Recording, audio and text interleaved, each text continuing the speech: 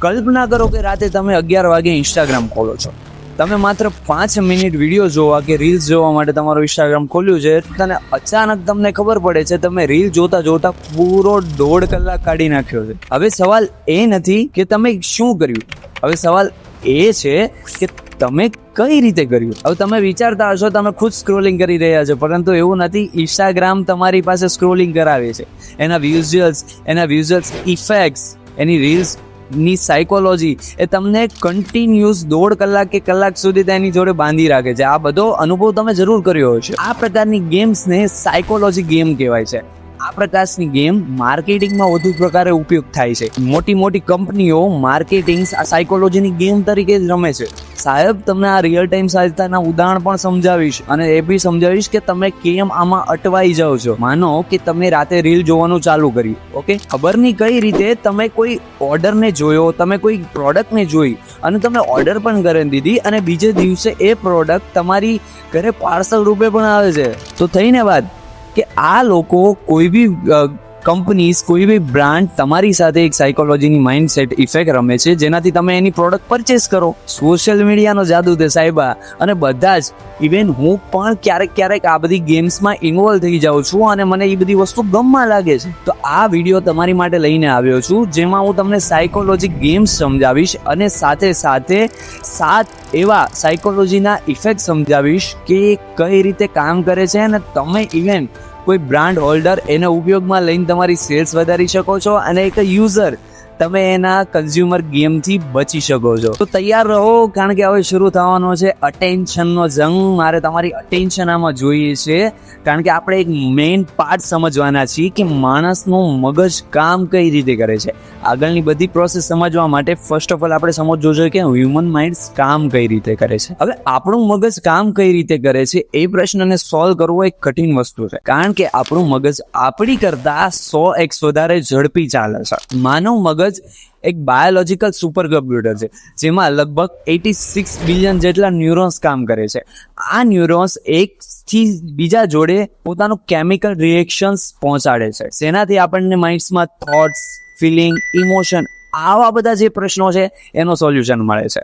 Human માઇન્ડ્સના 3 layer હોય છે, જે 3 લેયર અલગ કામ કરે છે. ફર્સ્ટ ઓફ ઓલ આ બધી સાયકોલોજી ગેમને સમજવા માટે આપણે હ્યુમન માઇન્ડને સમજવું જોઈએ. સો આ પહેલા લેયરની વાત કરીએ, એને રેપ્ટાઇલ બ્રેઇન કહેવામાં આવે છે. હવે રેપ્ટાઇલ બ્રેઇનનું કામ એ છે, જ્યારે તમારી સિચ્યુએશન એવી થઈ જાય કે તમારે ફાઇટ કરવી હોય છે, કે અથવા તો ફાઇટનો રિસ્પોન્સ કરવો હોય છે, જ્યારે તમને ભૂખ લાગે, તમારા સેક્સ ઇમોશન્સ, તમારા એગ્રેશન, આ બધું કંટ્રોલ કરવાનું કામ રેપ્ટાઇલ બ્રેઇનનું છે. હવે કોન્ટેન્ટની વાત કરીએ, જ્યારે માર્કેટિંગની વાત કરીએ, ત્યારે તમે જોયો છો કે ઓફર્સ એન્ડ સૂન, કે પછી તમે એમ જોવો છો કે ઇમરજન્સી અલર્ટ, તમે એમ જોવો છો કે તે લિમિટેડ સ્ટોક્સ. આ જે 3 લાઇન્સ, આ જે પોઈન્ટ છે, એ હ્યુમન બ્રેનના રેપ્ટાઇલ બ્રેન પર ઇફેક્ટ કરે છે, કે જ્યાં લોજિકને વિચારવાનું કામ બંધ થઈ જાય છે, ત્યારે રેપ્ટાઇલ બ્રેન વિચારે છે, ત્યારે તેનું રિએક્શન આપે છે.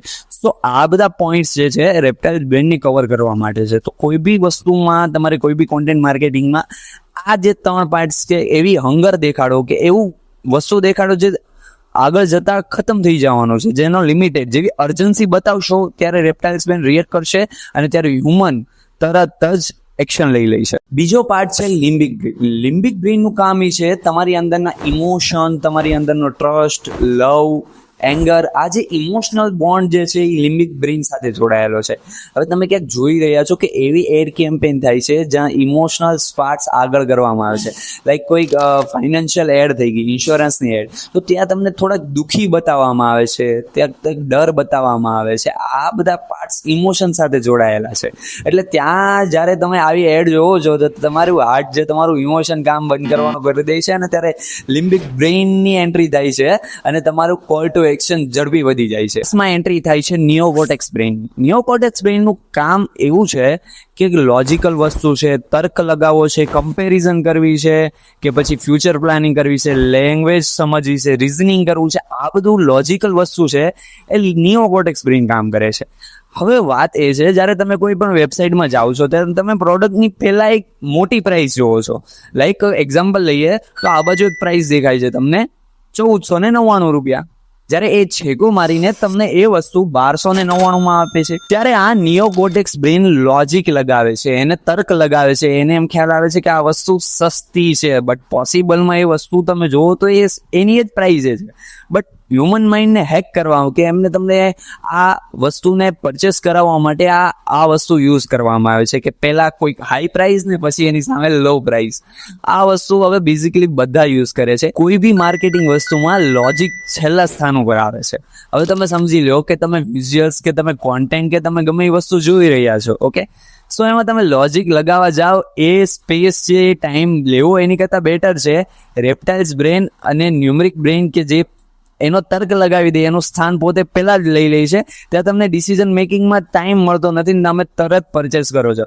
આ બધા હેક્સથી કોન્ટેન્ટ બનાવવામાં આવે છે, આ બધા હેક્સથી હ્યુમન માઇન્ડ કંટ્રોલ કરે છે અને આ બધા હેક્સથી જ આજની માર્કેટિંગ પોઝિશન ચાલી રહી છે. બધા લોકો આમનો ખૂબ ઉપયોગ કરી રહ્યા છે.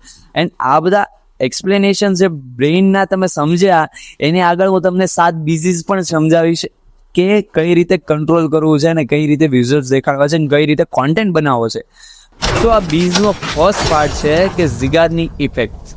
ઝિગાર્નિક ઇફેક્ટ જેનું મતલબ એમ થાય છે કે અધૂરી જાણકારી દબાણ.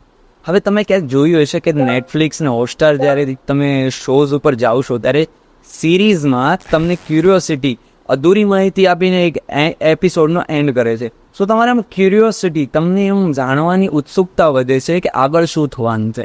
હવે માર્કેટિંગની અમુક હેક્સોમાં પણ આનો ઉપયોગ થાય છે કે જ્યારે હ્યુમન માઇન્ડ્સ એમ વિચારે છે કે જ્યારે એને પૂરતું નોલેજ નથી મળતું, હાફ એટલે કે અધૂરું નોલેજ મળે છે, ત્યારે એની પર પ્રેશર આવે છે, દબાણ ક્રિએટ થાય છે, એને ઉત્સુકતા જાગે, ક્યુરિયોસિટી જાગે છે કે આગળ શું થવાનું છે એ. હવે માર્કેટિંગના કોન્ટેન્ટ ક્રિએશનમાં તમે અમુક વસ્તુ ટિપ્સનો ઉપયોગ કરી શકો. લાઈક તમે કોઈ કોન્ટેન્ટ બનાવી શકો જે સોશિયલ મીડિયાનો છો, તો ત્યાં તમે એમ લખી શકો કે 3 લાઈફ હેક્સ જે તમને સોશિયલ મીડિયાની ડેલી લાઈફમાં ઉપયોગી થઈ શકે છે. બીજો હેક્સ તમને ખૂબ જ ઉપયોગી છે. આ એક હુક બની ગયો છે જે તમારી રીલ્સ કે તમારા કોન્ટેન્ટને વધુ વ્યુઅરશિપ અપાવી શકે છે. હવે બીજું એક્ઝામ્પલ તમને કહું તો તમે એમ પણ એવો પણ હુક વિચારી શકો છો કે શું તમે જાણો છો કે તમારી આ ટિપ એન્ડ ટ્રિપ્સ તમારી રીચને મારી નાખે છે. સો આ એક અધૂરી માહિતી બની ગઈ આ હુક્સના, કે લોકોને એમ થાય કે એવું તો શું ટ્રિક્સ હશે, એવું તો શું ટિપ્સ હશે જે હું કરી રહ્યો છું જેનાથી મારી રીચ ડાઉન થઈ છે. સો આ જે પૂરતી નોલેજ ન આપવાની ટિપ્સ એન્ડ ટ્રિક્સ છે, જે હુક્સ એંગેજમેન્ટ છે, તમારી વ્યુઅરશિપ હાઈ કરી છે. બીજી બીજ છે જેને કહેવાય છે ડોપામિન ઇફેક્ટ્સ, ડોપામિન લૂપ. તમે જોઈ હશે, આ નામ સાંભળ્યું બે છે. હવે ડોપામિન લૂપ શું છે કે જ્યારે કોઈ પણ મગજમાં એક્ટિવિટી થાય, તમને કોઈ રિવોર્ડ મળે કે તમને કોઈ વસ્તુની વેલ્યુ મળે છે, ત્યારે મગજમાંથી ડોપામિન નામનું કેમિકલ કે ડોપામિન રિલીઝ થાય છે. એનાથી થાય છે તમારે મગજમાં ઉત્સુકતા વધે છે, તમને ખુશી મહેસૂસ થાય છે. હવે ડોપામિન ઇફેક્ટ જ્યારે રિલીઝ થાય છે, પણ એનું મુખ્યત્વે કારણ છે રિવોર્ડ. હવે માર્કેટિંગ ટેકનિક્સની વાત કરીએ છીએ, જ્યારે તમે 10 સેકન્ડમાં જ કોઈક વસ્તુનો રિવોર્ડ આપી દો છે સામના યુઝરોને, તો એમને એ વસ્તુ ગમે છે, એટલે એ ડોપામિન રિલીઝ થાય છે, એટલે તમારા વિડીયો પસંદ કરવાના ચાન્સીસ હાઈ થઈ જાય છે. હવે કોન્ટેન્ટની વાત કરીએ તો હું તમને એક એડવાઇસ આપવા માંગુ છું કે તમે કોઈ બી કોન્ટેન્ટ બનાવો છો, શરૂઆતની 10 સેકન્ડમાં જ યુઝરને તમારી કોન્ટેન્ટથી મળતો રિવોર્ડ આપી દે, સો એ તમારા વિડીયોને સારી ઇફેક્ટ આપશે. તમારા કોન્ટેન્ટનો તમે હુક એમ આપી શકો. હવે કેનવાના 3 સેટિંગ તમારી ડિઝાઇનને 3x ફાસ્ટર બનાવી શકે છે. જો તમે આ હુક સમજો છો, હું તમને એમ કહું છું કે કેનવાની સાઇટ છે, તમે ત્યાં ડિઝાઇન બનાવો છો રેગ્યુલર ઇમેજ પર, ઓકે, સો તમને એવા સેટિંગ્સ, એવા રિવોર્ડ શું આપું છું જે તમારી ગ્રોથ કરે છે. સો આ ડોપામિન રિલીઝ થાય છે અને તમારો કોન્ટેન્ટ તમે એંગેજ થતા જાઓ છો. સો આ જ છે ડોપામિન લૂપ ઇફેક્ટને. આ બધી ઇફેક્ટને તમારા કોન્ટેન્ટમાં, તમારા વિડીયોમાં ઇન્સર્ટ કરો, જેથી તમે આગળ જતા ડોપામિન લૂપનો રિવોર્ડ લઈ શકો છો. હવે ત્રીજા બીજની વાત કરું છું, એને કહેવાય છે સોશિયલ પ્રૂફ. આ એક બીજથી હું તમે બધા કનેક્ટેડ છે. હવે કોઈ બી વસ્તુ છે, કોઈ બી બ્રાન્ડ છે, એમાં તમે જોઈ શકો છો સોશિયલ પ્રૂફ દેખાડવામાં આવે છે. આની વાત કરતા પહેલા હું એક એક્ઝામ્પલ, તમે કોઈ ઇન્સ્ટાગ્રામમાં રીલ જોઈએ છો, ઓકે, તમે કોઈ એ રીલનું સોંગ સાંભળ્યું, નવું જ આવી ટ્રેન્ડમાં બહાર પડ્યું છે, સો પહેલી વાર સાંભળતા તમને એટલો બધો લગાવ નહીં આવે, પણ હા, બીજા યુઝરો એ રીલ સાથે, એ સોંગ સાથે રીલ બનાવવાની કોશિશ કરે છે, બીજા યુઝરો એ સોંગનો ઉપયોગ પોતાની સ્ટોરીમાં, પોસ્ટમાં કરે છે, ત્યારે તમને ખબર પડશે લોકો આનો ઉપયોગ કરે છે એટલે હું કરીશ. That's why social proof is most important. હવે મોટી મોટી કંપનીઓ એમ લખે છે કે અમારા 5,000 કરતાં વધારે ક્લાયન્ટ છે કે 500 કરતાં વધારે ક્લાયન્ટ છે.